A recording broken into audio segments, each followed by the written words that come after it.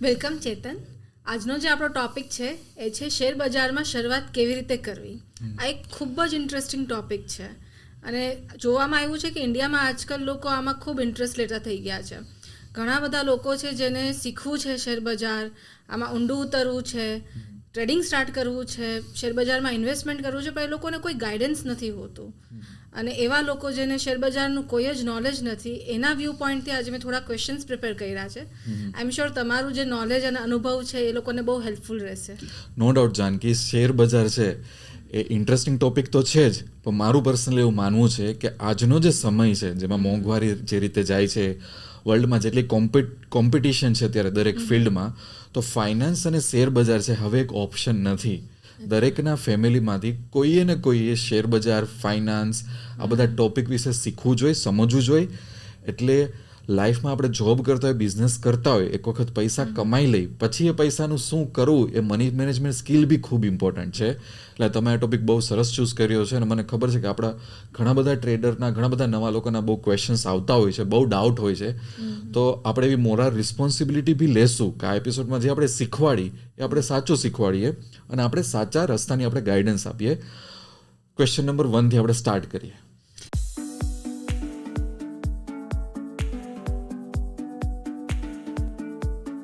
તો શેર બજાર વર્ડ આપણે જ્યારે સાંભળીએ ને તો થોડોક ડર લાગી જાય, બિકોઝ આપણે જ્યાં બી જાય આપણને લોકો ડરાવતા હોય છે. તો એનું કારણ શું છે? હવે એનું કારણ છે કે જ્યાં જ્યાં એવા કન્ટ્રી છે, જેમ કે ડેવલપિંગ કન્ટ્રી છે, ઇન્ડિયા એક ડેવલપિંગ કન્ટ્રી છે, એટલે ઇન્ડિયામાં નહીં, જેટલા બધા ડેવલપિંગ કન્ટ્રી છે ત્યાં લોઅર મિડલ ક્લાસ અને મિડલ ક્લાસનું પોપ્યુલેશન વધારે છે. અને લોઅર મિડલ ક્લાસ અને મિડલ ક્લાસની જે ઇન્કમ આવતી હોય છે એ અમુક વખત સ્ટેબલ એક ફિક્સ ઇન્કમ હોય છે, રિસોર્સિસ લિમિટેડ હોય છે. એ લોકો વધારે સેવિંગ ઇકોનોમીમાં બિલીવ કરે છે રાધર દેન રિસ્ક લે છે. એટલે શેર બજાર નહીં, પણ શેર બજારની સાથે સાથે કોઈ પણ ધંધો કરવો હોય તો બી સોસાયટી, ફ્રેન્ડ્સ, રિલેટિવ, ઘરમાં પેરેન્ટ્સ આપણને ડરાવે કે ભાઈ જોજે કાલ સવારે આ ધંધો ન ચાલ્યો તો શું કરશું. એટલે તો શું કરશું એ ડર બહુ જણાવે છે. એટલે ઘણી વખત મેં મારી લાઈફમાં જોયું છે કે ઘણા બધા મારા કલીગ્સ કે ફ્રેન્ડ્સ બહુ સ્માર્ટ હોય છે, બહુ ટેલેન્ટેડ હોય છે, કે જે મારા કરતાં 20 ગણું 100 ગણું કમાઈ શકે છે, પણ એમના ડરના લીધે ક્યારેય જોબ છોડતા નથી કે ધંધો સ્ટાર્ટ કરતા નથી કે શેર બજારમાં આવતા નથી, કારણ કે એ લોકોને એક સર્ટેન ફિક્સ વસ્તુમાં એ લોકો બિલીવ કરે છે. એટલા માટે એક ડર સમાજમાં ફેલાયો છે, એક શેર બજારને લઈને અને એક ધંધાને લઈને. પણ આપણે ડર ધીમે ધીમે દૂર કરવાની ટ્રાય કરશું આપણે કન્વર્ઝેશનથી. સો સરળ ભાષામાં શેર બજારનો મતલબ શું છે? હવે શેર બજારને મારે બહુ સરળ ભાષામાં સમજાવવું હોય તો કે આપણે એક્ઝામ્પલ લઈ લઈએ કે આપણા નેબરહુડના આપણું જે ફ્રેન્ડ સર્કલ છે એમાંથી કોઈને કંઈક ધંધો ચાલુ કરવો છે, કે ભાઈ કોઈને રેડીમેડ ગાર્મેન્ટ્સનો ધંધો ચાલુ કરવો છે, કે જેમને ટી શર્ટ, જીન્સ ને આવું બધું સારું ક્વોલિટીમાં સેલ કરવું છે, અને એ માણસને 10 લાખ રૂપિયાની જરૂર છે. તો એ માણસ પાસે પોતા પાસે એટલા બધા નથી, તો 8-10 ફ્રેન્ડને ભેગા કરે છે કે ચલો અમારે ઇમ્પોર્ટ કરીશું સારી ક્વોલિટીના ટી શર્ટ, જીન્સ ને એવું બધું, અને મારે સેલ કરવું છે, મારે 10 લાખ રૂપિયાની જરૂર છે, તમે બધા 1-1 લાખ રૂપિયા આપો. હવે માની લો કે તમે અને હું એમના ફ્રેન્ડ હોય તો આપણે 1-1 લાખ રૂપિયા કોન્ટ્રીબ્યુટ કરીએ, તો એ ટોટલ 10 લાખના 10% થયા હોય, 1 લાખ એટલે. તો આપણે કોઈના બિઝનેસમાં 10% હિસ્સેદારી લીધી, એ હિસ્સેદારીને કહેવાય શેર. જેમાં આપણે પીઝા ખાતા હોય તો પીઝાની સ્લાઇસને કહેવાય કે મારી સ્લાઇસ એક શેર કરો, મને આપો, એટલે પીઝાની એક સ્લાઇસ મેં તમને આપી. એવી રીતના ધંધાનો એક હિસ્સો છે, તો આપણે 10% હિસ્સો લીધો તો હિસ્સાને કહેવાય શેર. એ ત્યાંથી શેર અને સ્ટોક વર્ડ આવ્યું. અને જ્યાં ધંધાની હિસ્સેદારી વેચાય છે એને કહેવાય શેર બજાર. એટલે હું શેર બજારમાં જાઉં તો રિલાયન્સની હિસ્સેદારી ખરીદી શકું, SBIની ખરીદી શકું, ICICIની ખરીદી શકું, L&Tની હિસ્સેદારી ખરીદી શકું. એટલે શેર બજાર એટલે એવી જગ્યા કે ત્યાં જઈ અને ઘણી બધી કંપની અથવા તો ઘણા બધા ધંધામાં એક હું હિસ્સેદારી ખરીદી શકું. આ એનું સિમ્પલ મિનિંગ થાય. અચ્છા. પછી તેને આપણે ઘણીવાર સાંભળ્યું છે લોકો પાસેથી કે શેર બજારમાં જવાથી પૈસા ડૂબી જાય છે. બરોબર છે, પણ હા આવું થાય છે, એમાં ખોટી વાત નથી. પણ હું એવું કહું છું કે લાઈફમાં તમે કોઈ પણ ફિલ્ડમાં જશો અને આપણે ધ્યાન નહીં આપી તો ત્યાં બી આપણા રિસોર્સિસ ડૂબી જાય છે. કે એક્ઝામ્પલ છે કે આપણે સ્કૂલમાં ઘણા બધા વર્ષો આપણે નાખીએ છીએ શીખવામાં, પછી કોલેજમાં નાખશું, પછી માસ્ટર ડિગ્રી લેશું, એ કરીને આપણે એક નોર્મલ જોબથી સ્ટાર્ટ કરીએ છીએ. જેમ કે આપણા કન્ટ્રીમાં અત્યારે ઘણા બધા એન્જિનિયર્સ અનએમ્પ્લોયડ છે, અથવા તો એન્જિનિયર્સ બનવા માટે બની જાય છે સિવિલ, મિકેનિકલ, પછી તે લોકો કંઈક અલગ જ ડિરેક્શનમાં લાઈફમાં હોય છે, બરાબર. પણ એ એન્જિનિયરિંગ પાછળ કેટલા વર્ષો નાખી દીધા, ટાઈમ નાખ્યા, પૈસા નાખ્યા, બરાબર. તો શેર માર્કેટમાં આપણે એવું છે કે જ્યાં દુનિયાની સૌથી મોટી વેલ્થ બને છે ત્યાં લોકોનો એટીટ્યુડ બહુ ખરાબ હોય છે. એ લોકો ટાઈમ નથી નાખતા શીખવાનો, સમજવાનો, એ મુજબ ડિસિપ્લિન ઢાળવાનો. તમે આજે આર્મીમાં જશો તો તમારે બધી વસ્તુમાં ડિસિપ્લિન રાખવું પડશે. ડિફેન્સમાં જશો, બહુ સારી કોઈ એક્ઝામ ક્લિયર કરશો તો બધું 360 ડિગ્રી તમારે ધ્યાન આપવું પડશે. એટલું ડેડિકેશન હું ઘણા બધા લોકોમાં જોતો જ નથી. એટલે તમને જે કોઈ એવું કહેતું હોય તમારા રિલેટિવ્સ કે ફ્રેન્ડ કે શેર બજારમાં પૈસા ડૂબી ગયા, અથવા તો જેને ડૂબી ગયા એને જઈને પૂછો તો એમાં તમને કોઈ ડિસિપ્લિન કે મેન્ટલ ટફનેસ નહીં દેખાય. એટલા માટે પૈસા ડૂબે છે. ઘણા લોકો શેર માર્કેટમાં પૈસા બનાવી બી લેતા હોય છે, તો એના પાછળ શું કારણ હોય છે? આનાથી થોડુંક આપણે અપોઝિટ વિચારીએ કે કોઈ પણ ફિલ્ડમાં સફળતા હાંસિલ કરવા માટે આપણે આપણી જાતને ડેડિકેટ કરી દેવી પડે. તો ઘણા લોકો શેર બજારમાં આવે, નો ડાઉટ મિસ્ટેક કરે, ફેલ થાય, લોસીસ ફેસ કરે. જેમ કે મારો બી એક સમય ખરાબ હતો, મેં બી ઘણી બધી મિસ્ટેક કરી હતી, ફેલિયર ફેસ કરેલા હતા. પણ પછી એ લોકો શીખવાનું સ્ટાર્ટ કરે કે મારે ગીવ અપ નથી કરી દેવું, મારાથી જે ભૂલ થઈ છે હું એક્સેપ્ટ કરું છું અને એક સાચા ડિરેક્શનમાં આ શેર બજારને અનુરૂપ જે મારામાં ક્વોલિટી હોવી જોઈએ, જે શિસ્ત હોવું જોઈએ, ડિસિપ્લિન હોવું જોઈએ, એ હું ડેવલપ કરવાનું ધીરે ધીરે ટ્રાય કરીશ. એટલે જે લોકો એમાં એ સફળ થઈ જાય છે એ બહુ મોટી એમાંથી વેલ્થ બનાવી લે છે. જે લોકો સિરિયસ નથી હોતા, 50,000 નાખ્યા છે, ચલો પૈસા બને તો બને, ટિપ્સ ફોલો કરી નાખું, આમ સિરિયસલી નથી લેતા, એ લોકોના પૈસા ડૂબી જાય છે. અને શેર બજાર કરવા માટે કાંઈ સ્પેસિફિક એક્સપર્ટીઝની જરૂર છે? ના, ઘણા લોકોને એવું હોય છે કે ભાઈ એમાં અકાઉન્ટિંગનું નોલેજ જરૂરી છે, એમાં ફાઇનાન્સની ડિગ્રી હોવી જરૂર છે, એમાં એક્સપર્ટાઇઝ હોવી જરૂર છે. એવું કંઈ નથી. હું જ્યારથી શેર બજારમાં છું ત્યારથી મેં બહુ સારા લોકોને એવું મળેલું કે જેની પાસે મોટી ડિગ્રી છે, અને મેં એવા લોકોને મળ્યું કે જે લોકો 12th પાસ છે કે ફર્સ્ટ યરનું ગ્રેજ્યુએશન બી એ લોકોએ કરેલું નથી. શેર બજાર એટલે એક ધંધો કહેવાય. એ ધંધાની સૂઝબૂઝ હોવી જોઈએ. બાકી મારી પાસે એવા બધા ટ્રેડર્સ બી છે કે જે લોકો ડોક્ટર્સ છે, ચાર્ટર્ડ એકાઉન્ટન્ટ છે, એ લોકોએ ગીવઅપ કરી દીધું છે અને સ્ટોક માર્કેટમાં એ લોકો એટલા બધા સફળ નથી થઈ ચૂક્યા. એટલે સ્ટોક માર્કેટ એક એવી જગ્યા છે કે ત્યાં તમારી વિલિંગનેસ કેટલી છે, તમે કેટલું શીખવા માંગો છો, તમારું ડેડિકેશન કેટલું છે અને તમારી સૂઝબૂઝ કેટલી છે, એ એવા લોકો માટે બનેલું છે. કોઈ આમાં ડિગ્રીની કે કોઈ એક્સપર્ટાઇઝની એટલી બધી જરૂરી નથી. તો ચેતન, લાઈક તમે જેમ કીધું કે શેર માર્કેટ બધાએ શીખવું જોઈએ, તો શું જરૂરી છે કે શેર માર્કેટ કરવા માટે તમારી પાસે ખૂબ પૈસા હોવા જોઈએ? ના, એવું નથી. આ બી એક બહુ મોટું એક મીથ છે, ગલત અન્ડરસ્ટેન્ડિંગ છે માર્કેટમાં કે શેર બજારમાં તમારે બહુ પૈસા જોઈએ. તમે એક નાની મૂડીથી બી સ્ટાર્ટ કરી શકો, નો ડાઉટ, એને એક્સપ્લોર કરી શકો, સમજી શકો. મારે એવું માનવું છે કે ચલો મારી પાસે આજે 25 લાખ રૂપિયા છે અને હું તમને આપું, પણ તમે હજી શેર માર્કેટમાં તમારી જાતને કેપેબલ નથી બનાવી તો તમે શું કરી લેવાના છે 25 લાખનું? પણ તમે ધીરે ધીરે પોતાની જાતને કેપેબલ બનાવી, મેં તમારો પ્રોગ્રેસ જોયો, તો તમને માર્કેટમાંથી પૈસા મળી જશે. મને ખબર છે કે તમે કેપેબલ બન્યા છો, તમે અમુક પૈસા કમાઈ લેશો. તો જ્યારે શેર બજારમાં આવો કે કોઈ ધંધામાં આવો, ઇવન ધંધાની આપણે સમાજની દ્રષ્ટિએ વાત કરી, આપણી આજુબાજુમાં કોઈ એવા માણસો હશે કે ધંધામાં એની સારી ફાવટ હશે તો એને પૈસા મળી જાય છે, પણ જેની ફાવટ જ ધંધામાં નથી એને કોણ પૈસા આપે? અને બીજી વસ્તુ, મારા મત મુજબ શેર બજાર છે એ ખાસ મિડલ ક્લાસ લોકો માટે બનાવેલું છે. ત્યાં મિડલ ક્લાસ લોકોએ આવવું જ જોઈએ શેર બજારમાં, કારણ કે જે લોકો પાસે વેલ્થ છે, પૈસા છે, એ લોકો તો રિયલ એસ્ટેટમાં પૈસા રોકી શકે, એ લોકો બીજા બિઝનેસ સ્ટાર્ટ કરી શકે, એ લોકો ઇન્ડિયાની અંદર, ઇન્ડિયાની બહાર, એ લોકો પાસે 100 ઓપ્શન છે.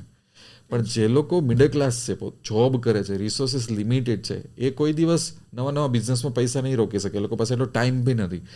તો મને લાગે છે કે શેર બજારમાં મિડલ ક્લાસવાળા લોકોએ તો ઉલટાનું આવવું જોઈએ. એ એના માટે જ બનેલું છે. અચ્છા, શેર માર્કેટથી જનરલી પૈસા કઈ રીતે કમાઈ શકાય આપણે? ઓકે, શેર માર્કેટમાં તમે 2-3 રીતે પૈસા કમાઈ શકો. એક તો તમે ટ્રેડિંગ કરીને, જે શોર્ટ ટર્મ વસ્તુ હોય છે, કે એમાં તમે કંપનીઓ સાથે, સ્ટોક સાથે લાંબા ગાળાનું તમારું એસોસિએશન નથી હોતું, તમે એના ચાર્ટ ને બધું સ્ટડી કરી અને ટૂંકા ગાળાનું બાય સેલ કરીને તમે પૈસા કમાઈને નીકળી જાઓ. બીજું એવું હોય છે કે તમારી પાસે થોડીક સારી મૂડી હોય તો તમે એમાં લાંબા ગાળાનું રોકાણ કરો, સમજીને. એ ધંધાને સમજો, એ ઇન્ડસ્ટ્રીને સમજો, એના મેનેજમેન્ટને સમજો, એ બધું સમજીને તમે લાંબા ગાળાનું રોકાણ કરો. અને આ બંનેમાંથી ઘણી વખત, જેમ કે રોકાણમાંથી ડિવિડન્ડ ને બોનસ ને એવી પેસિવ ઇન્કમ મળતી હોય છે જો તમારું સારું ઇન્વેસ્ટમેન્ટ હોય તો. પણ પ્રાઇમરી શેર બજારમાં આપણે ટ્રેડિંગ અને ઇન્વેસ્ટમેન્ટ એટલે રોકાણથી આપણે પૈસા કમાઈ શકીએ. તો જ્યારે લોકો ઇન્વેસ્ટમેન્ટ કરતા હોય છે તો એ લોકો રિટર્નની બી આશા રાખતા હોય છે, તો શેર માર્કેટમાં રિટર્ન કઈ રીતના મળે છે?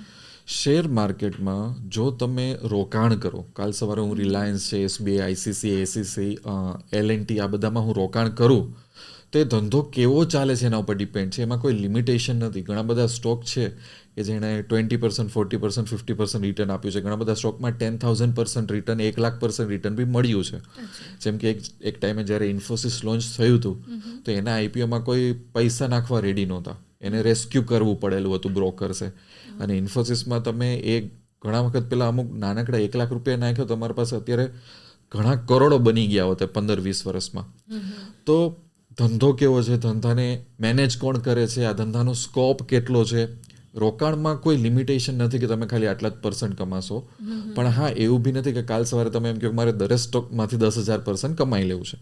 એ જ રીતે જો કોઈ તમે ટ્રેડિંગ કરતા હોય તો ટ્રેડિંગમાં બી એટલી બધી લિમિટેશન નથી. પણ હા, મંથલી તમે એક ટાર્ગેટ કરો છો તો યરલી ટાર્ગેટ કરો કે મારે યરલી 20%, 30%, 40% કમાવા છે તો અમુક ડિફરન્ટ ટાઈપના ટ્રેડિંગમાંથી તમે કમાઈ શકો છો. પણ એટલું બધું વાઇલ્ડ ટ્રેડિંગ નથી હોતું કે તમે 1 લાખ રૂપિયા નાખો ને કાલ સવારે તમારા 10 લાખ થઈ જશે કે 10 કરોડ થઈ જશે.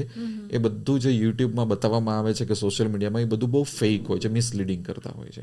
હવે એવા લોકો જેને શેર માર્કેટનું કોઈ જ નોલેજ નથી હોતું, જ્યારે નવું શેર માર્કેટ ચાલુ કરે તો એ લોકોને કેટલો સમય દેવો જોઈએ? મને લાગે છે કે જો તમે કોઈ ફિલ્ડમાં પેશનેટ હોય તો તમે જેટલો સમય આપો એટલો ઓછો છે. અને શેર બજાર એક એવી વસ્તુ છે કે જેમાં તમારે બહુ સમયની જરૂર નથી. માની લો કે તમે જોબ કરતા હોય, બિઝનેસ કરતા હોય, રોજની તમે અડધી કલાકમાં બી શીખી શકો છો. વીકેન્ડના ટાઈમ વધારે હોય તો વીકેન્ડમાં બી શીખી શકો છો. અને જો એકવાર તમને ઇન્ટરેસ્ટ જાગે ને તો તમે ઘણું બધું શીખી લેશો તમારી રીતે.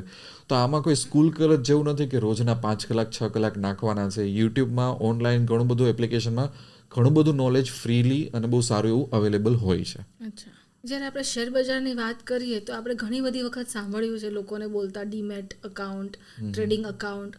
તો શું મતલબ છે ડીમેટ અકાઉન્ટ અને ટ્રેડિંગ અકાઉન્ટનો? બહુ ઇન્ટરેસ્ટિંગ વસ્તુ છે. એમાં ઘણા બધા લોકોને કન્ફ્યુઝન હોય છે. જ્યારે તમે શેર બજારમાં આવો તો કાં તો તમારે ટ્રેડિંગ કરવું હશે, કાં તો તમારે ઇન્વેસ્ટમેન્ટ અથવા તો બંને કરવું હશે. તો તમારા બેંક અકાઉન્ટથી તો તમે કરી નહીં શકો.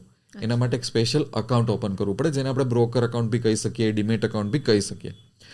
હવે એમાં બી આપણે 2 પાર્ટ પડે છે.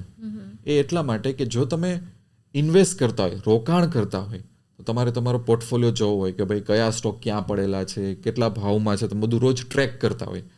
તો પહેલાના જમાનામાં જ્યારે તમે રિલાયન્સમાં રોકાણ કરો કે ઇન્ફોસિસમાં રોકાણ કરો તો તમારા ઘરે એક શેર સર્ટિફિકેટ આવે.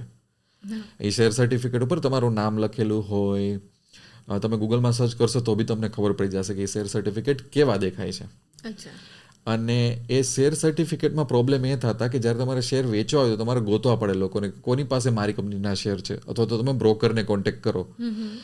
પણ પછી દુનિયાની ઘણી બધી ગવર્મેન્ટ ડિજિટલ ફોર્મેટમાં આવી ગઈ. અત્યારે કેમ આપણે બેંકની વેબસાઇટ બહુ ઓછી યુઝ કરીએ છીએ, આપણે યુપીઆઈ એપ્લિકેશન વધારે યુઝ કરીએ છીએ. બરાબર છે કે ગૂગલ પે છે, પેટીએમ છે, આ બધું આપણે બેંકને ભૂલી ગયા છીએ, બ્રાન્ચમાં બહુ ઓછું વિઝિટ કરીએ છીએ.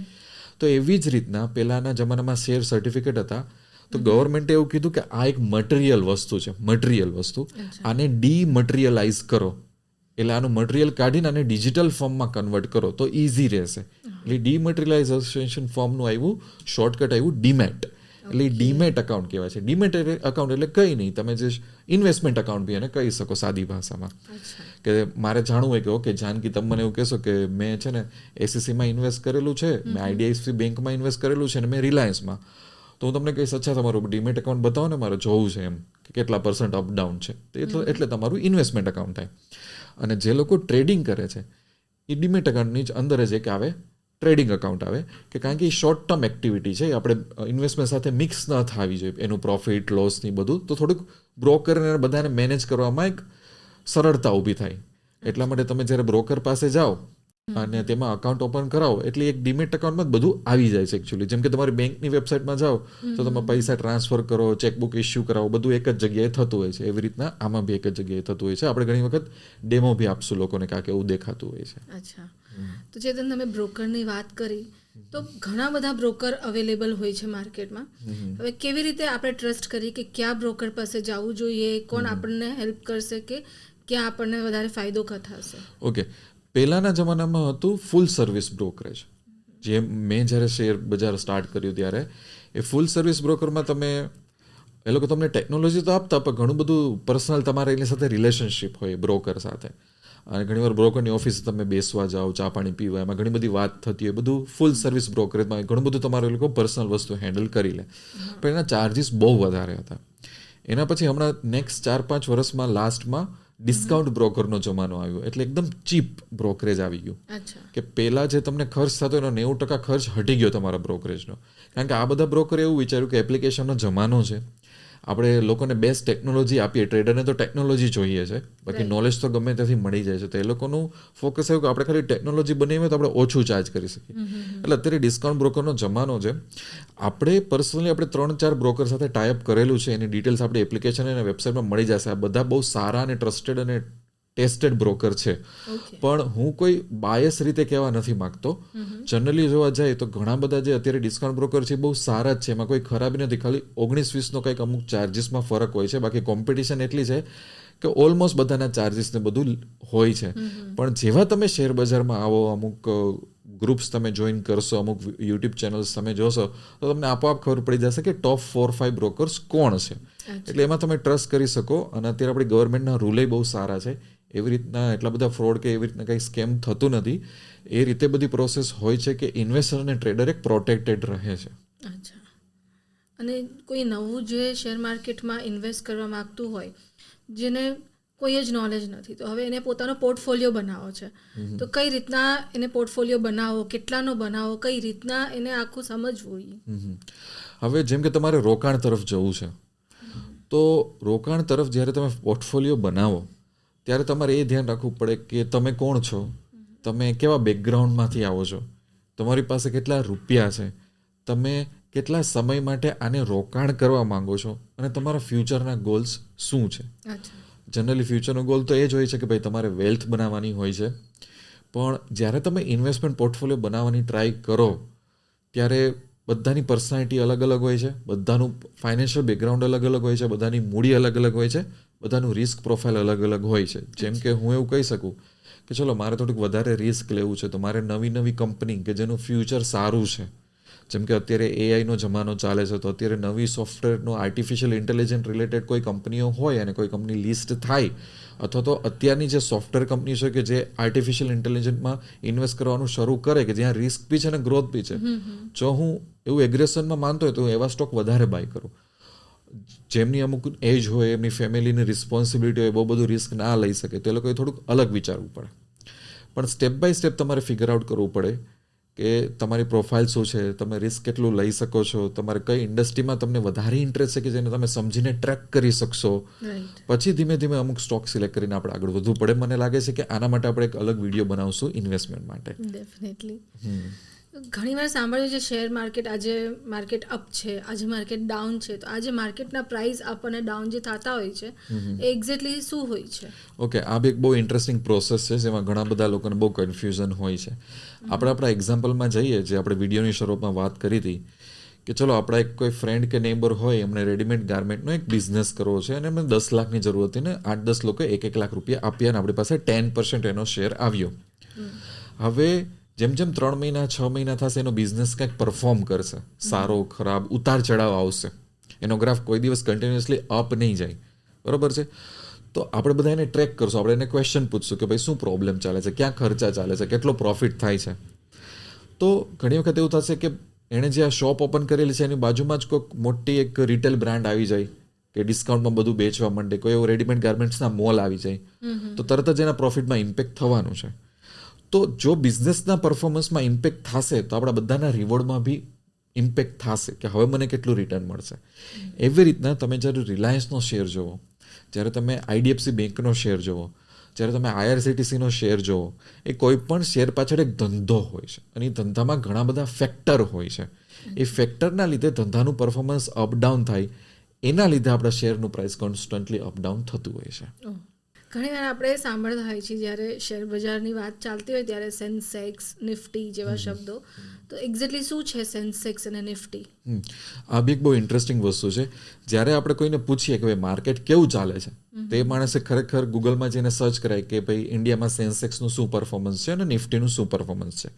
હવે આવું એટલા માટે કરવામાં આવ્યું છે કે જેમ કે આજે જાપાનથી બધા ઇન્વેસ્ટર્સ આવે કે યુએસથી આવે, કોરિયાથી આવે, જેમ કે આપણા ઇન્ડિયાના જે મોટા મોટા ફંડ હાઉસીસ છે એ બીજે બી ઇન્વેસ્ટ કરતા હોય, એ રીતના બીજા લોકો બી આપણા માર્કેટમાં ઇન્વેસ્ટ કરે.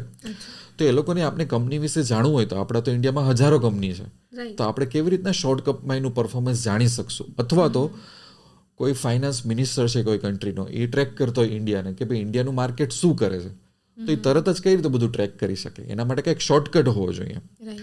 એટલે આપણી પાસે ઇન્ડિયામાં 2 સ્ટોક એક્સચેન્જ છે, એક છે NSE અને એક છે BSE. તો BSE છે એ બોમ્બે સ્ટોક એક્સચેન્જ છે. એ ઘણી બધી ગવર્મેન્ટની રિસ્પોન્સિબિલિટી મેન્ટેન કરતું હોય, શેરના પ્રાઇઝીસ ટ્રેક કરે, બધી કંપનીઓ બધું રેગ્યુલેશન ફોલો કરે છે, બધું ટ્રેક કરતું હોય, એનું કામ એ બધું છે.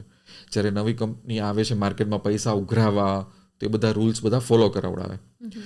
તો એની પાસે બધી કંપનીનો ડેટા અને રેકોર્ડ હોય. તો BSE એવું વિચાર્યું કે આપણે ઇન્ડિયાની જે ટોપ 30 કંપની છે એને એવી રિસ્પોન્સિબિલિટી સોંપશું કે ઇન્ડિયાને રિપ્રેઝન્ટ કરે. તો એની કંઈક એવરેજ કાઢી લ્યો. એ એવરેજને કહેવાય છે Sensex, that is sensitive index. તો સામે NSE એટલે કે નેશનલ સ્ટોક એક્સચેન્જને એવું થયું કે હું શું કામ પાછળ રહી જાઉં. એણે એવું વિચાર્યું કે મારી પાસે જેટલી કંપનીઓ છે એમાંથી ટોટલ 50 કંપનીઓને હું એક સમૂહ બનાવી લઉં, એની એવરેજ છે એ ઇન્ડિયાના માર્કેટને રિપ્રેઝન્ટ કરશે. તો એક એવું જ થયું કે આપણે કોઈ મોટી સ્કૂલમાં જાય કે જ્યાં ઘણા બધા બાળકો હોય અને આપણે એના પ્રિન્સિપલ અથવા તો ડીનને પૂછીએ કે ભાઈ તમારું મેથેમેટિક્સનું પરફોર્મન્સ કેવું છે, તો આપણે 300 બાળકોને આપણે ઇન્ટરવ્યૂ નહીં લઈ શકીએ, આપણી પાસે બધો ટાઈમ નથી. એ પ્રિન્સિપલ એવું કહે છે કે ભાઈ મેથેમેટિક્સમાં અમારી સ્કૂલ 95.5% રિઝલ્ટ લઈ આવી છે, તો આપણા માટે બહુ ઇઝી છે આ ટ્રેક કરવું. પછી આપણે જોવું હશે કે લાસ્ટ 5 વર્ષમાં તમારા બાળકોએ મેથ્સમાં કેવું પરફોર્મ કર્યું, તે 5 વર્ષનો આપણને એક ચાર્ટ બતાવી દેશે. એવી રીતના ઇન્ડિયાનું માર્કેટ અત્યારે શું કરે છે, તો એ તમે સેન્સેક્સ અને નિફ્ટી નાખો તો 1% ડાઉન અપ હશે તો એ દેખાશે. પછી કોઈ બહારના માણસને એવું જોવું છે કે લાસ્ટ 10 વર્ષમાં ઇન્ડિયાના માર્કેટે કેવું પરફોર્મ કર્યું, તો એક જ ચાર્ટથી એને ખબર પડી જશે. આવી રીતના સેન્સેક્સ નિફ્ટી સિવાય બી અલગ અલગ જે ઇન્ડસ્ટ્રીના બી આપણી પાસે ઇન્ડેક્સ હોય છે, જેમ કે બેંકને કઈ રીતે ટ્રેક કરવું, કેમિકલ સેક્ટરને કઈ રીતે ટ્રેક કરવું. પણ આપણે જનરલી આપણે જ્યારે સગાવાલા આપણા બધા ફ્રેન્ડ મળતા હોય ને, આપણે એક કોમન ક્વેશ્ચન હોય કે શેર બજાર આજે કેવું છે, તે આજે કેવું છે એનો આન્સર એ આવે કે લોકો ગૂગલમાં જઈને એ જ જોવે કે ઇન્ડિયાનું સેન્સેક્સ અને નિફ્ટી કેવું છે. જો એ 1% ડાઉન હોય તો એમ કે ભાઈ આજે શેર બજારમાં મંદી ચાલે તો ડાઉન છે, અને જો 2-3% અપ હોય તો કે ના આજે તો માર્કેટ બહુ સારું ચાલે છે. અલ્ટિમેટલી આ રીતે આપણે સમૂહના મદદથી, એક ગ્રુપની એવરેજની મદદથી આપણે પરફોર્મન્સ જોતા હોઈએ છીએ આપણી ઇન્ડિયન માર્કેટનું. તો સેન્સેક્સ અને નિફ્ટી સિવાય આપણે બીજું કંઈ ફોલો નથી કરતા, ખાલી આ બે જ છે? હા, જનરલી આ બે એક મોટી વસ્તુ છે. પછી મારે એવું પૂછવું હોય કે ભાઈ ઇન્ડિયાનું બેંક સેક્ટર કેવું કામ કરે છે, તો આપણી પાસે એક વસ્તુ છે જેનું નામ છે બેંક નિફ્ટી. તો એ ટોપ આપણી બેંકને ટ્રેક કરે છે. એમ એવી રીતના આપણી પાસે IT સેક્ટરનું બી એવી રીતના એક આખો સમૂહ છે. આપણી પાસે જેમ કે કેપિટલ ગુડ્સ છે, એનર્જી સેક્ટર. મારે ખાલી એનર્જી સેક્ટર ઇન્ડિયાનું કેવું કરે છે, તો આપણે BSE ની એની વેબસાઇટ ઉપર જશો તો ખાલી એનર્જી સેક્ટરનું તમને એમ કન્ક્લુઝિવ એક એવરેજ જોવા મળશે. તમને ખબર પડે કે ભાઈ હોઈ શકે કે લાસ્ટ 2 વર્ષમાં એનર્જી સેક્ટરનું પરફોર્મન્સ સારું નથી, તો એ સેક્ટરમાં મંદી ચાલતી હશે કે ત્યાં પરફોર્મન્સ બધું બરોબર નથી. પણ એની સામે હોઈ શકે કે બેંક સેક્ટરને ટ્રેક કરો, બેંક નિફ્ટીને, તો કે ના ફાઇનાન્સ સેક્ટર તો બહુ સારું ચાલે છે એમ. તો તમે 15 મિનિટમાં ઘણું બધું આખું ઇન્ડિયાનું મેઝરમેન્ટ તમે કરી શકો. તો કઈ મેજર ડિફરન્સ સેન્સેક્સ અને નિફ્ટી વચ્ચે? સેન્સેક્સ અને નિફ્ટી માટે ઓમ કોઈ મેજર ડિફરન્સ નથી, કારણ કે આનું ખાલી એવું છે કે આને એક માપદંડ તરીકે ઇન્ડિયન માર્કેટમાં જોવામાં આવે છે. સેન્સેક્સ આ BSE કાઢેલું છે અને નિફ્ટી છે NSE કાઢેલું છે. આ બંને વચ્ચે એવી કોઈ કોમ્પિટિશન નથી કોણ સાચું કોણ ખોટું, પણ એ ખાલી રિપ્રેઝન્ટ કરે છે ઇન્ડિયાને, ઇન્ડિયાની ઇકોનોમીને. શેર બજારમાં આપણે ઘણી વખત સાંભળીએ છીએ IPO, જેમ તમે હમણાં વાત કરી ઇન્ફોસિસની કે એના IPOની. તો IPO ખરેખર એકચ્યુઅલી શું છે? ઓકે, IPO એટલે initial public offering. Initial public offering આ બી એક બહુ ઇન્ટરેસ્ટિંગ વસ્તુ છે. જેમ કે આપણા એક્ઝામ્પલમાં આપણે ડિસ્કસ કર્યું કે આપણા કોઈ ફ્રેન્ડ આખો એક રેડીમેડ ગાર્મેન્ટનો બિઝનેસ ઓપન કરે છે. હવે એમના લક સારા છે, મહેનત સારી છે, તો સિટીમાં એકને એને 5 બ્રાન્ચ ખોલી લીધી. એ સિટીની બહાર જઈને અમુક રાજ્ય લેવલે એ ફેલાવા માંડ્યા. હવે એમને નેશનલ લેવલે જવું છે, ત્યારે એને બહુ પૈસા વધારે જોઈએ, કે હોઈ શકે એને 100-200 કરોડ રૂપિયાની જરૂર પડી જાય.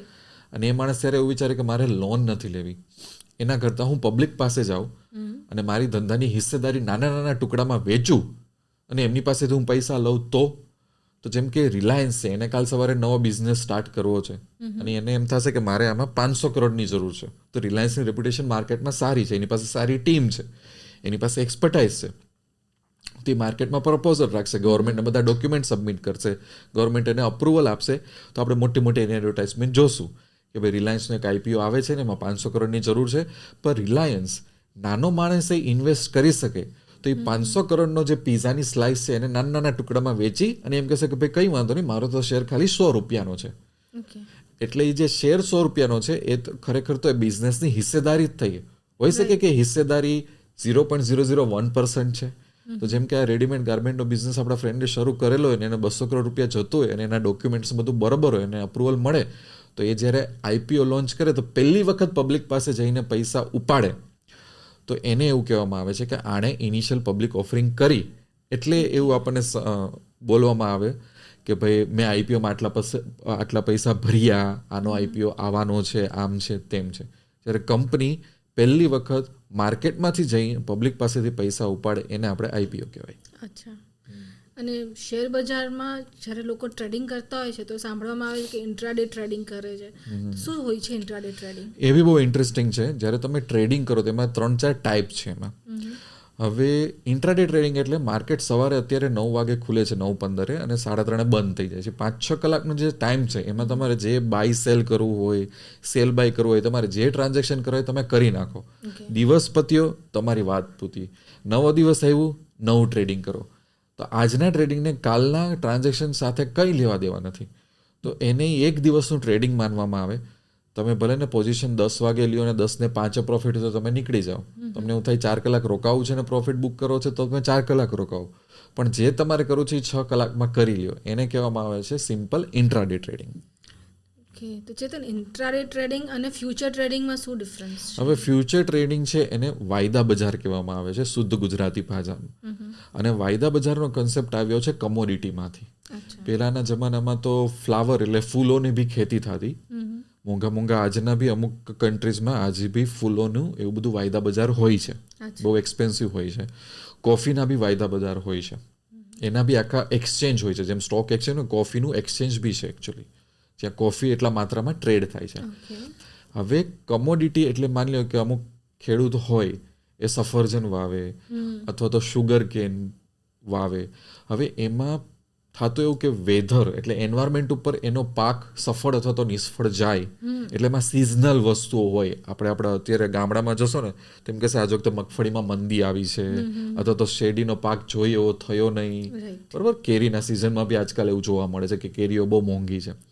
તો એમાં રિસ્ક બહુ છે. કમોડિટી છે ને એમાં રિસ્ક બહુ હોય. બધું વેધર ઉપર ને બધું બહુ ડિપેન્ડ કરતું હોય. ડિમાન્ડ સપ્લાય કેવી છે.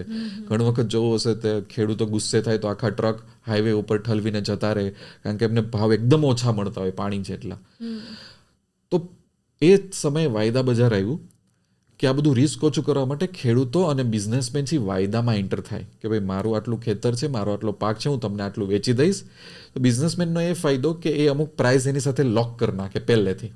અને ખેડૂતનો એ ફાયદો કે અમુક પ્રાઇસ એને મિનિમમ મળશે જ, એને એવો ફાયદો થઈ જાય એમ. તો એ વાયદા બજારના અમુક કન્સેપ્ટ હવે સ્ટોક માર્કેટમાં આવી ગયા. એટલે રિલાયન્સમાં તમે કેશ ટ્રેડિંગ કરો કે બાય સેલ કરીને જે તમારો પ્રોફિટ હોય નીકળી જવાનું. પણ રિલાયન્સમાં તમે ફ્યુચર ટ્રેડિંગ કરો તો રિલાયન્સમાં તમે 1-2 ક્વોન્ટિટી નહીં કરી શકો. ફ્યુચર્સ ટ્રેડિંગમાં એમાં તમારે લોટ સાઇઝ લેવી પડશે.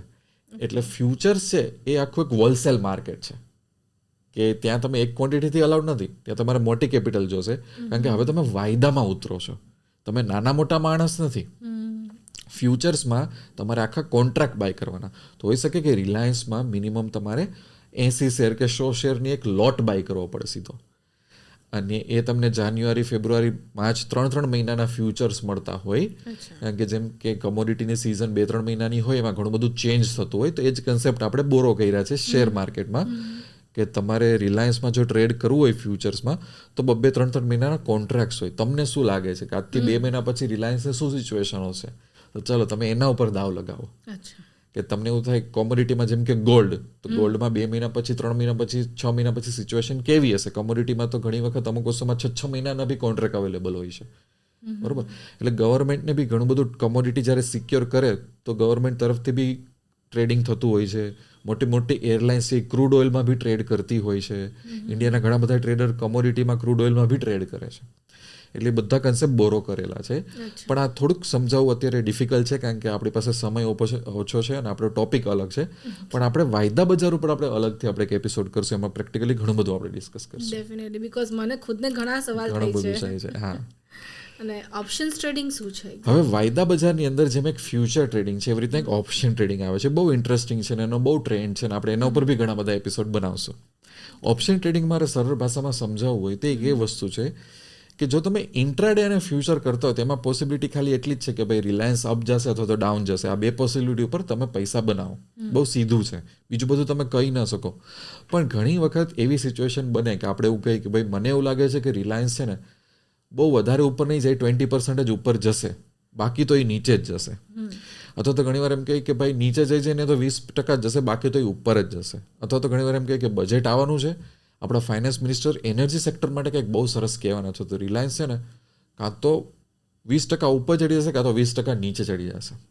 એટલે ઘણી બધી પોસિબિલિટી છે ને એ ફ્યુચર અને ઇન્ટ્રાડેમાં તમે પોસિબલ જ નથી તમે ટ્રેડ કરી શકો, પણ એ જ વસ્તુ ઓપ્શન ટ્રેડિંગમાં કરી શકો. અને એટલા માટે જેને ઓપ્શન ટ્રેડિંગ કહેવામાં આવે છે.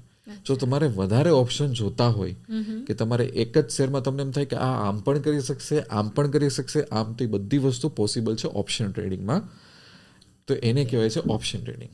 હવે કોઈ શેર બજાર પહેલી વાર ચાલુ કરતું હોય તો એવા કયા ટોપિક્સ છે કે જેના માટે જાણવા ખૂબ જરૂરી છે? હવે જો જે લોકો નવા શેર બજારના પગથિયા ચડે છે તો એક તો આપણી વેબસાઇટ ઉપર એમ અને એપ્લિકેશનમાં એક વસ્તુ બહુ સરસ બનાવી છે જેનું નામ છે સ્ટોક માર્કેટ લોન્ચ પેડ. તો એના મનમાં જેટલા ક્વેશ્ચન છે ને એમાં મેં એને પ્રેક્ટિકલી સોલ્વ કરીને આપ્યા છે. પણ આમ છતાં એક બેઝિક ગાઈડન્સ આપી દઉં કે જે નવા લોકો આવે છે એણે પોતાના બાયસ દૂર કરવા બહુ જરૂરી છે. સોસાયટીને સમાજ આપણને બહુ બાયસ ખોટું બધું શીખવાડતા હોય છે, એ બધું જતું કરવું પડે છે. બીજું શેરબજારનું બધું બેઝિક ટર્મિનોલોજી જેમ કે આપણે નિફ્ટી સેન્સેક્સ વિશે વાત કરી, બધું જાણી લ્યો. શેરના પ્રાઇસ ગૂગલમાં જઈને ચેક કેમ કરાય, બ્રોકરનું એક અકાઉન્ટ ઓપન કરાવી લ્યો. આપણી વેબસાઇટ ઉપરથી આપણને લિંક મળી જશે બ્રોકર્સની. બ્રોકરનું અકાઉન્ટ એક્સપ્લોર કરો. જેમ કે ઇન્ટ્રાડે ટ્રેડિંગની વાત કરીએ તો એક ક્વોન્ટિટીથી અમુક વસ્તુમાં ટ્રેડ કરવાનું શીખી લ્યો. એક ક્વોન્ટિટીથી ઇન્વેસ્ટમેન્ટ કરવાનું ચાલુ કરો. આખું બ્રોકર અને ડીમેટ અકાઉન્ટ એક્સપ્લોર કરી લ્યો. તમારો ડર જતો રહેશે, તમને ખબર પડશે કે શેર માર્કેટ ચાલે છે કઈ રીતે. પછી બેઝિક ચાર્ટ કઈ રીતે જોવા, ઇન્વેસ્ટમેન્ટ કરવું હોય તો બેઝિક રિસર્ચ કઈ રીતે કરવું તમારે. સ્ટેપ બાય સ્ટેપ તમે આગળ વધશો તો ક્યુરિયોસિટી રાખશો ને તો ઘણું બધું તમે શીખી શકશો. શેર માર્કેટમાં જનરલી રિસ્ક શું હોય છે? કોઈ પણ ધંધામાં જેટલું રિસ્ક છે એટલું શેર માર્કેટમાં છે. હવે કાલ સવારે તમે તમારા ફેમિલીનો બિઝનેસ સ્ટાર્ટ કરો, ફાસ્ટ ફૂડનો, કે તમારા ફ્રેન્ડ કોઈ રેડીમેડ ગાર્મેન્ટનો બિઝનેસ સ્ટાર્ટ કરે, એટલું જ રિસ્ક શેર માર્કેટમાં છે. એમાં કોઈ નવું નથી. પણ આમાં રિસ્ક અલગ અલગ પ્રકારના અલગ અલગ જગ્યાએ હોય છે. જેમ કે હું ટ્રેડિંગ કરતો હોય તો ટ્રેડિંગમાં મારે રિસ્ક મેનેજ કરવું પડે કે આ હું ટ્રેડ લઉં છું તો આ ટ્રેડમાં જો આ ટ્રેડ ખોટો પડશે તો આજે મને કેટલાનો લોસ થશે, તો એ મારે ફિક્સ કરવું પડે. ભાઈ મારી એટલી કેપિટલ નથી, જો 1000નો લોસ થશે તો હું બહાર નીકળી જઈશ. તો એને રિસ્ક મેનેજમેન્ટનું એક સિમ્પલ એક્ઝામ્પલ કહું છું. તો રીતના તમે જ્યારે રિલાયન્સમાં રોકાણ કરો કે L&Tમાં રોકાણ કરો તો રિલાયન્સ એક એનર્જી સેક્ટરવાળી કંપની છે. એમાં હમણાં એ ટેલિકોમમાં ગઈ છે, રિટેલમાં ગઈ છે, તો ઇન્ડસ્ટ્રીનું તમને નોલેજ હોવું જોઈએ. તમે ડીમાર્ટમાં રોકાણ કરો તો એક રિટેલ કંપની છે, કન્ઝ્યુમર ગુડ્સવાળી કંપની છે, ફાસ્ટેસ્ટ મૂવિંગ ગુડ્સ કહેવાય છે, FMCG સેક્ટર એને કહેવાય છે, કે એ ડિસ્કાઉન્ટ હેવી આપે છે. તો તમને એ ઇન્ડસ્ટ્રીની ખબર હોય છે કે આ બિઝનેસ ચાલે છે કઈ રીતે. અને ઘણી બધી જેમ કે બેંકમાં રોકાણ કરો તો SBI અને ICICI બેંક એટલા માટે અલગ પડી જાય કે નો ડાઉટ બંને બેંક જ છે, પણ SBIમાં ગવર્મેન્ટનો હાથ વધારે છે. એ ગવર્મેન્ટની નવી નવી સ્કીમમાં એણે ઇનિશિયેટિવ લેવો પડે છે, એમાં એના પૈસા વપરાઈ જાય છે. જે ICICI બેંકને એટલું બધું ના કરવું પડે, એને ગવર્મેન્ટને એટલું બધું જવાબ કે કોઓપરેટ ન આપવો પડે. તો તમારે એ વસ્તુ જોવું પડે કે તમે કઈ કંપનીમાં રોકો છો, એમાં ગવર્મેન્ટનો કેટલો હાથ છે, ઇન્ડસ્ટ્રીનું કેટલું રિસ્ક છે. એટલે આ બી એક બહુ મોટો ટોપિક છે. અત્યારે હું બેઝિક ગાઈડન્સ આપી દઉં છું, બાકી આપણે નવા વિડીયોમાં આપણે બહુ સારી રીતે ડિસ્કસ કરશું. હા, બિકોઝ મને લાગે છે કે આ એક એવો ઇમ્પોર્ટન્ટ ટોપિક છે જેનાથી લોકોને રિસ્ક મેનેજમેન્ટ બહુ સરસ રીતે સમજાવી શકે. હા, અને એટલે રિસ્ક મેનેજમેન્ટ માટે આઈ થિંક આપણે ટ્રેડિંગ માટે બી એક અલગ વિડીયો બની શકે, બહુ લાંબો સરસ મજાનો. અને ઇન્વેસ્ટમેન્ટ સમયે રિસ્ક મેનેજમેન્ટ શું હોય છે, જેમ કે આપણે પીડીલાઇટ ઇન્ડસ્ટ્રીને લઈ લઈએ કે ડીમાર્ટને લઈ લઈએ, તો હવે મારે વિચારવું કે કયા કયા રિસ્ક છે અને કઈ રીતે સમજવું. સો એક બહુ ઇન્ટરેસ્ટિંગ વિડીયો આના ઉપર બી આપણે બનાવશું. Do's and don'ts. હા, નાઇસ. સો ચેતન, આપણે કેરિયર બનાવવું હોય શેર બજારમાં તો એ ખરેખર પોસિબલ છે કેરિયર બનાવવું? અત્યારે પોસિબલ છે, કારણ કે ઇન્ડિયાનું માર્કેટ બહુ ગ્રો થાય છે. અત્યારે આપણે પાસે એટલા બધા બ્રોકર છે, એટલી બધી સર્વિસ કંપની આવી ગઈ છે, અને ગવર્મેન્ટની પાસે એકાદ બે એવા ઇન્સ્ટિટ્યૂટ છે, તમે ગૂગલમાં સર્ચ કરો ને તો ઇન્સ્ટિટ્યૂટ તમને ઓફિશિયલ એક્ઝામ અપાવડાવે છે, બધા કોર્સ કરાવડાવે છે, અને એ સર્ટિફિકેશનની સારી વેલ્યુ છે માર્કેટમાં. તો એમાં અમુક સર્ટિફિકેશન કોર્સ કરી અને તમે જો બહાર નીકળો તો ઘણી બધી બ્રોકર કંપની છે, એમાં ઇન્ટરવ્યૂ દઈને તમે બ્રોકરેજ હાઉસમાં કામ કરી શકો.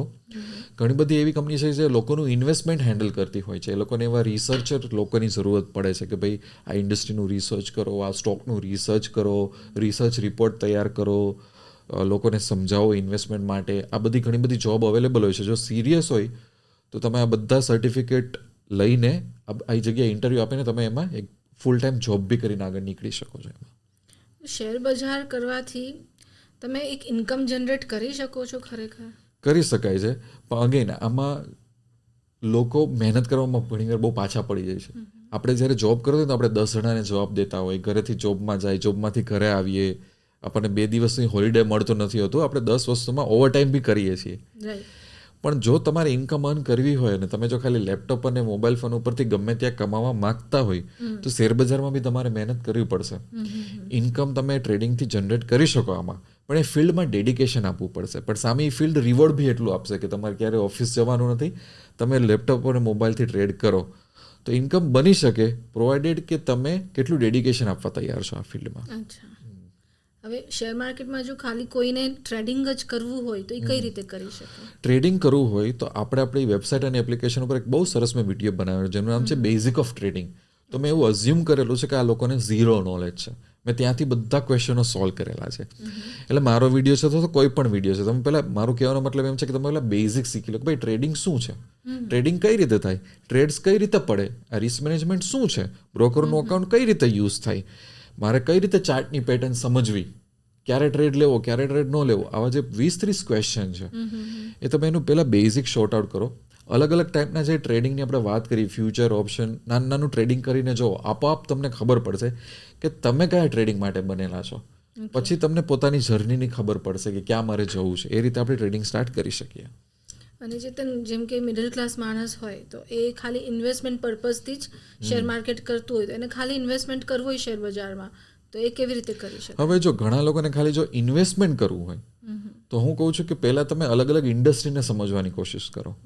ઘણા લોકો ત્યાં જ મિસ્ટેક કરે છે કે રિલાયન્સમાં ઇન્વેસ્ટ કરી દીધું, પીડીલાઇટમાં ઇન્વેસ્ટ કરી દીધું, TCSમાં ઇન્વેસ્ટ કરી દીધું. એ એવી રીતના ન કરાય, કારણ કે લોકોને એ શેર પાછળનો ધંધો શું છે એ ખબર જ નથી હોતી. આપણે સમાજમાં કોઈને 25,000 રૂપિયા આપીને તો એને 10 ક્વેશ્ચન પૂછશું કે ભાઈ કયો બિઝનેસ સ્ટાર્ટ કરે છે, શું કર્યું, 2 મહિના થઈ ગયા, કેટલો પ્રોફિટ લોસ થયો, એ બિચારાને આપણે હેરાન કરી નાખશું. પણ લાખો રૂપિયા માણસો ઘણી વખત અહીં સ્ટોક માર્કેટમાં નાખે પણ એવું ના પૂછે કે ડીમાર્ટનો ધંધો શું છે, પીડીલાઇટનો ધંધો શું છે, SECનો ધંધો શું છે, આ રિલાયન્સનો ધંધો શું છે, ધંધો કેવી રીતના કરે છે. તો જે લોકોને રોકાણ કરવું છે એ લોકોએ પહેલાં ઇન્ડસ્ટ્રી સમજાય. કારણ કે જો તમે એક ઇન્ડસ્ટ્રીને સમજશો તો ઇન્ડસ્ટ્રીના બધા સ્ટોકને સમજશો.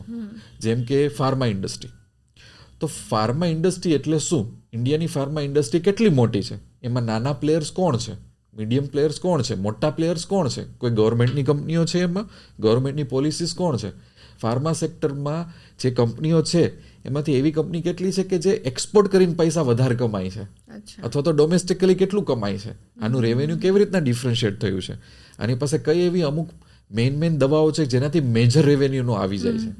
આ બધું આપણે કોઈ ઇન્ડસ્ટ્રીને પકડીને તો આપણને આન્સર મળે. આ રીતે આપણે ઇન્ડસ્ટ્રીને પકડીને આગળ વધીએ ને તો ઇન્વેસ્ટમેન્ટની જર્ની આપણી બહુ સ્મૂધ થઈ જાય.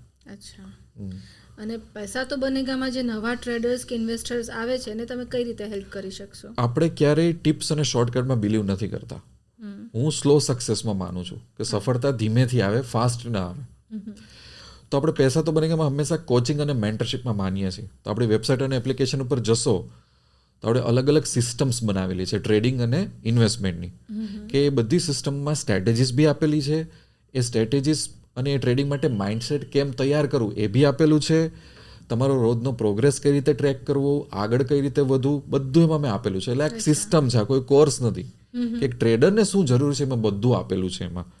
અને બધીની ફીસ બહુ રિઝનેબલ છે અને આપણું બહુ સરસ એમાં ગાઈડન્સ મળે છે કે કોઈ માણસ સાચા રસ્તે આવે, ખોટા રસ્તે ન જાય.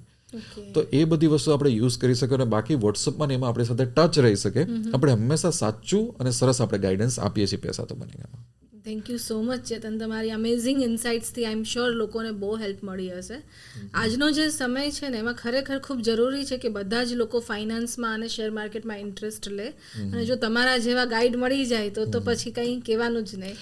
ખાસ કરીને ગુજરાતીઓ સાથે મારું બહુ કનેક્શન છે, કારણ કે મારો બર્થ આપણો રાજકોટમાં થયો છે. એટલે આપણે બહુ સારા ઘણા બધા વિડીયો બનાવશું, કારણ કે આપણી પાસે એટલા બધા બહુ સારા એવા ટ્રેડરો ગુજરાતમાંથી અલગ અલગ જગ્યાએ ગુજરાતીઓ વસેલા છે એની તરફથી આપણે બહુ ક્વેશ્ચન આવે છે અને હું ચાહું છું કે આપણા લીધે ઘણા બધા માણસો આગળ આવે. ભલે આપણે કોઈને લાખો કરોડોનો પ્રોફિટ ના કરાવી દઈએ પણ આપણે એને ખાલી રસ્તો સાચું માર્ગદર્શન આપીએ એવી આપણી તો જવાબદારી હોય જ છે. તમે બહુ સારા મને ક્વેશ્ચન પૂછ્યા, ઘણી બધી મહેનત કરી બધા ક્વેશ્ચન ક્રાફ્ટ કરવામાં. મળશો આપણે નવા એપિસોડમાં. Thank you so much Janaki. Thank you Chetan.